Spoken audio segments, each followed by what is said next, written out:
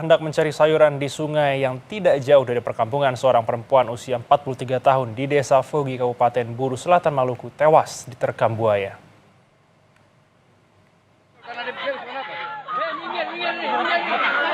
Sungguh miris, seorang warga Desa Fogi, Kecamatan Kepala Madan, Kabupaten Buru Selatan, Maluku, tewas diterkam buaya pada Rabu pagi 12 Maret.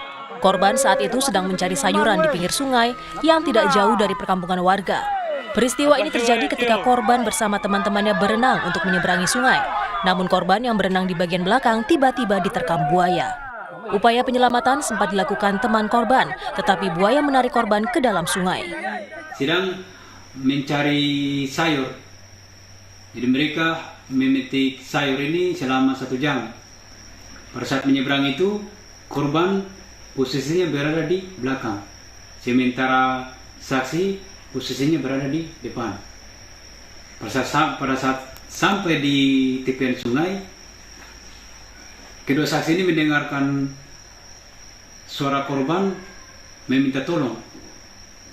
Kedua saksi ini sempat menolong korban dengan cara menarik, namun tidak bisa karena merasa berat, karena buaya ini sudah menarik korban.